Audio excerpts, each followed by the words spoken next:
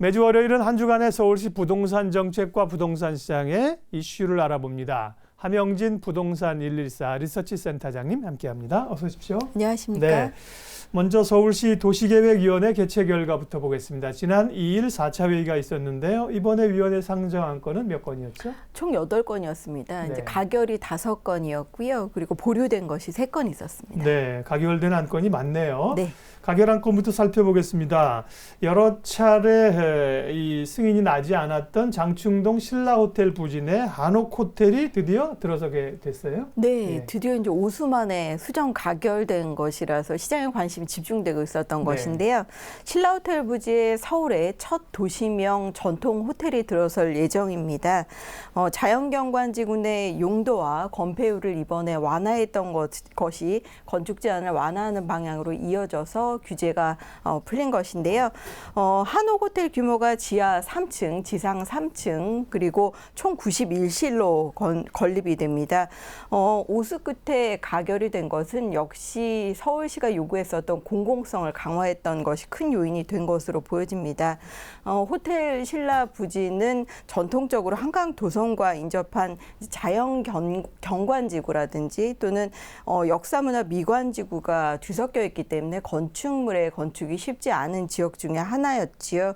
하지만 이번에 한양 도성과 이격거리를 맞추고요. 그리고 공공기업, 부대시설 비율의 적정성, 그리고 건축계획의 적정성을 잘 보완한 것으로 보여지고요. 교통처리 계획을 보완해서 건립안을 드디어 수정 가결하게 만들었습니다. 서울시 입장에서는 한옥호텔이 글로벌 관광도시인 서울의 정체성, 경쟁력을 더 높이는 방향으로 이바지할 것이라고 기대하고 있고요. 한양도심 주변 환경 개선으로 유네스코 세계문화유산 등재에도 긍정적인 효과를 발휘할 수 있을 것으로 전망하고 있습니다. 네, 우리 전통 한옥 호텔이 들어선다. 외국인들에게 상당히 인기가 있지 않겠습니까? 네. 근데 이런 경험이 없기 때문에 그동안 여러 차례 반려가 됐다가 통과가 됐습니다. 주택 재건축 정비구역 해제도 오실 때마다 잇따라 있는데요. 광진구 구이동 일대가 해당이 되네요. 그렇습니다. 광진구 구이동의 592번지 일대의 주택 재건축 정비구역의 해제 안건이 수정 가결됐습니다. 이 일대는 추진위원회가 구성되지 않은 데다가 토지 소유자의 30% 이상이 해제를 신청했기 때문에 해당 구청장이 정비구역 해제 요구안을 제출했었던 지역으로 속하는데요. 향후 정비구역 내에 건축물의 개량이라든지 신축이 가능해지기 때문에 주민의 입장에서는 재산권 행사가 과거보다 아주 효율적으로 바뀐다고 생각하시면 되겠고요. 향후에 정비구역 해제가 고시될 예정인데 만약 주민들이 동의를 하신다면 주거환경관리사업 또는 가로주택 정비사업 같은 다양한 정비사업에 대한 사업도 추진될 수 있을 것으로 기대되고 있습니다. 네, 그런가 하면 관악구 봉천동 일대 배수지가 만들어질 예정이네요. 이 안건도 통과가 됐군요. 예, 그래서 이제 안정적인 수돗물 공급이 가능해진다는 장점이 커졌는데요. 네. 바로 위치가 관악구 봉천동의 66-2번지입니다. 사당 배수지 설치를 위한 도시계획 시설의 결정안이 이번에 통과된 것인데요. 서울시의 상수도 사업본부가 2018년까지 총 사업비 91억 원 정도를 투여해서 사업을 완료할 계획입니다. 배수지가 건설된 지상부 같은 경우는 공원으로 조성되고요. 또 어린이를 위한 놀이터도 마련될 예정이라고 합니다. 이번 배수지 신설로 동작구 사당 이동 외 3개 지역에 안정적인 수돗물 공급이 가능해질 것으로 예상되기 때문에 주민의 효용도 높아질 것으로 기대됩니다. 네, 서울시 도계위 통과 주요 안건 살펴봤고요. 이어서 한 주간의 부동산의 시장의 주요 이슈를 살펴봅니다. 부동산 114에서 분석하신 자료를 보니까 지난해 오피스텔 시장에 10년 만에 최대 규모의 자금 유입이 됐다. 오피스텔이 그만큼 인기가 있었다는 얘기네요? 그렇습니다. 네. 이제 도대체 오피스텔에 얼마나 많은 사람들이 관심을 갖고 있는지 이제 시장의 규모를 추정해 볼 수 있는 자료라고 생각이 되는데요. 네. 2015년 오피스텔 거래 시장에 몰린 유동자금이 10년 만에 최대인 10조 원을 돌파했습니다. 부동산 114가 국토교통부에서 발표한 지난해 오피스텔 실거래가를 취합해 봤는데요. 실거래된 총액이 5조 2,104억 원으로 집계됐고요. 또 작년에 분양시장에서 신규 공급됐었던 오피스텔 중에 계약이 끝난 단지의 분양가 총액도 5조 6,552억 원으로 분석이 됐습니다. 그러니까 매매와 분양시장에 유입된 자금을 모두 합치게 되면 10조 8천억 원이나 되는 거기 때문에 굉장히 많은 돈이 오피스텔 시장으로 유입된 것인데요. 그 수치가 10년 만에 가장 높은 수치를 기록한 것이고요. 실제 2014년과 비교하더라도 한 1조 8천억 원 정도 증액된 수치라고 합니다. 네, 부동산 114는 우리 한명진 센터장님 계신 곳입니다. 맞습니다. 자료 분석을 이렇게 하세요, 가끔. 네. 그러면 10조 원의 자금이 지난해 몰렸는데 공급량으로 보면 얼마나 되는지 또 어떤 지역에서 거래가 활발했습니까? 역시 이제 오피스텔 같은 경우는 상업지구에 지어지는 경우도 많고요. 네. 또 1, 2인 가구가 많은 지역, 도심 밀집지, 업무지구 밀집지에 건설이 되기 때문에 수도권의 공급 비중이 좀 많은 편입니다. 지난해 전국에 6만여 가구의 신규 분양 오피스텔이 있었는데요. 이 중에 한 72% 정도 되는 4만 3천 가구가 수도권에 집중적으로 공급이 됐습니다. 그리고 기존의 재고 오피스텔 중에서도 실제 거래된 것을 지역별로 좀 분석을 해봤는데요. 서울이 11,722건으로 거래 시총액이 2조 4천억 원 정도를 기록했으니까 뭐 예를 들어 25% 정도는 서울에서 거래됐다고 봐야 되겠죠. 그리고 작년 거래 시총액에서 많은 비중을 차지한 이후에 지역이 경기, 부산, 인천, 경남이 뒤를 잇고 있는 상황인데요. 시공별 거래가 총액을 좀 더 세부적으로 살펴보면 1천억 원 이상 시총액을 기록한 지역이 전국에 14개 지역입니다. 이 중에 대표적인 지역이 서울시 강남구라고 할 수 있겠고요. 영등포구, 그리고 부산의 해운대구, 그리고 경기 분당구, 일산 동구 뭐 이런 순으로 거래 총액이 많았다고 볼 수 있으니까 대부분 도심에 1, 2인 가구가 많은 업무지구 주변이라고 생각하시면 되겠습니다. 부동산 경기가 분양시장이나 유통시장이나 조금 침체 국면으로 들어가고 있지 않나 우려가 되고 있지 않습니까? 네. 그런 가운데 이렇게 오피스텔로 지난해 많은 자금이 몰렸다. 그 이유는 어디 있는 걸까요? 뭐 아무래도 기회비용 면에서는 은행에 예금을 해놓는 이자 네. 소득보다는 좀 높다고 생각하시는 경우도 많겠고요. 또 워낙 기존 주택 시장이 저성장 구도에 접어들다 보니까 임대 수익을 챙기려는 임대인들도 조금 늘어나는 것 같습니다.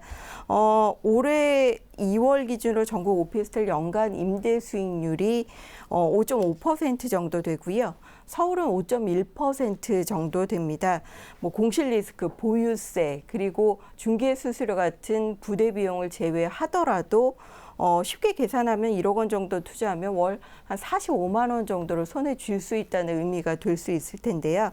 요즘 은행 정기예금 특판금리가 한 2% 정도 되죠. 그리고 서울 아파트 연간 임대 수익률이 3.3% 정도 되니까 오피스텔의 임대 수익률이 이런 상품에 비해서 기회비용 면에서는 아직도 매력적이라고 판단하시는 수요자들이 많이 있는 것 같습니다. 대신 이제 과거보다 공급량이 좀 늘어나면서 일부 공실 또는 임차인 확보 경쟁이 좀 치열해졌다는 점, 그리고 빠른 월세 전환 속도에 비해서 사실 임대 물량이 시장에 많이 출회되고 있고 또 경쟁 상품도 많기 때문에 옥석 고르기는 좀 필요한 상황이라고 할 수는 있겠습니다. 그러니까 결국 이제 저금리에서 그나마 안정적인 임대 수익을 올릴 수 있다는 게 오피스텔이라는 얘기죠. 네. 그렇다고 지금 오피스텔 투자에 나서도 되는가 고민들이 좀 있습니다. 공실률이 생기는 곳이 있고 지역별 편차가 워낙 심해서 이런 것들을 좀 따져봐야 한다면서요. 그렇습니다. 뭐 현재 흐름으로는 나쁘지는 않은 상황이기 네. 때문에 수익률은 계속 떨어지고 있다는 점들을 비교했을 때는 좀 꼼꼼하게 상품을 판단을 하셔야 될 텐데요. 부동산 114 조사에 따르면 아파트 상승률에는 못 미치지만 지난해 전국 오피스텔 가격이 1.16% 정도 상승했습니다. 뭐 가격 회복세를 보인 한 해라고 할 수는 있는데요. 왜냐하면 2012년과 13년에는 마이너스 변동률을 기록했기 때문입니다. 반면에 전국의 임대 수익률, 연간 임대 수익률은 과거보다는 계속 떨어지고 있는 상황인데요. 올 2월에 5.5%로 2010년 6.1%에 비해서는 좀 떨어진 상황이라고 할 수 있겠죠. 그래서 공급 물량 증가에 따른 이제 초과 공급의 우려 속에서 매매 가격은 크게 오르지 않지만 월 임대료를 많이 받을 수 있는 임대 수익률은 계속 떨어지고 있다는 점들 살펴보셨을 때는 물건 꼼꼼하게 고르셔야 될 것 같고요. 그리고 오피스텔 분양가가 생각보다 고공행진을 나타내고 있습니다. 월 임대료는 제자리인 상태에서 실제 들어가는 임대료 외에 분양가라든지 매입가는 높아지게 되면 임대 수익률의 적정성을 담보할 수 없기 때문에 이런 부분들도 살펴보실 필요가 있겠습니다. 네, 여전히 뭐 은행 금리보다는 높지만 임대 수익률이 점차 하락하고 있다는 점이 주의해야 될 거고요. 가장 또 우려되는 게 공급 과잉 아닙니까? 네, 오피스텔도 맞습니다. 공급이 최근에 뭐 계속 많다고 그랬는데요. 공급 문제는 얼마나 우려가 있는지, 그리고 이제 분양가도 올라가고 있다고 그러셨잖아요. 네네. 네.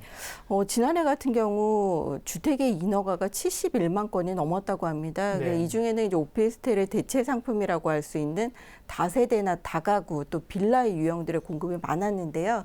특히 도시형 생활주택, 소형 빌라 이런 공급이 많았기 때문에 오피스텔 입장에서는 경쟁 상품이 과거보다는 늘었다고 할 수 있겠죠. 그리고 전국의 오피스텔 입주량이 2013년부터 18년까지 매해 3만 호 이상 공급될 예정에 있습니다. 신규 분양도 지난해 6만 호가 공급되면서 2002년 이후 최대 물량이 분양됐기 때문에 지난해 최대화가 공급됐다는 점을 고려했을 때는 사실은 물량의 꼼꼼한 선택이 필요한 상황이라고 할 수 있겠죠. 그래서 그런지 작년에 분양된 171개 오피스텔 단지 중에 절반인 91개 단지만 100% 분양이 마감된 상황이고요. 80여 개 단지는 아직도 미분양의 상태라고 합니다. 거기에 이제 분양가는 지속적으로 오르고 있다는 것이 문제인데요. 서울의 경우는 2월 현재 3.3제곱미터당 오피스텔의 분양가가 1,268만 원 정도로 2013년보다는 189만 원 정도 더 뛰어 있는 상황입니다. 이런 면을 고려했을 때는 적정한 분양가에 공실 리스크가 작고 공급 과잉 우려가 덜한 지역을 선택하셔야겠습니다. 네, 오늘 부동산 시장에서 오피스텔 현황을 알려주셨는데요. 그러면 여전히 오피스텔 투자는 매력적인 투자처일까? 관심 있는 분들을 위해서 전망과 또 어떻게 투자를 하면 좋을지 말씀해 주세요. 그렇습니다. 이제 조금 있으면 한국은행 금통위가 열리게 되는데요. 상반기 이제 기준금리 인하 목소리가 과거보다는 좀 높아지고 있죠. 뭐 저성장 흐름에다가 기존 주택 시장도 가격이 크게 오르지 않고 담보대출 규제에 따라서 수요가 위축된다면 월 임대 수익률 그리고 월 임대료를 매달 챙길 수 있는 수익형 부동산에 대한 관심이 증가할 수 있기 때문에 오피스텔로 이어지는 수요자의 발걸음은 조금 더 이어질 것으로 판단이 됩니다. 다만 이제 오피스텔의 임대 수익률이 떨어지고 있고요. 또 지난해 약간 올랐기 때문에 임대 수익률 외에 매매 가격의 상승을 기대하기는 좀 어려운 상황이라고 할 수 있고요. 또 신규 분양 시장도 미분양 물량이 상대적으로 많은 상황이기 때문에 지난해보다 자금 유입 속도가 떨어질 수 있습니다. 이럴 때일수록 보수적인 입장에서 지역의 수급 여건이나 분양가의 적정성을 잘 따져보실 필요가 있겠습니다. 네, 수도권 부동산 시장 이슈와 오늘은 이제 오피스텔 관련된 이야기 집중적으로 해봤습니다. 함영진 부동산 114 리서치 센터장님 함께했죠. 고맙습니다. 고맙습니다.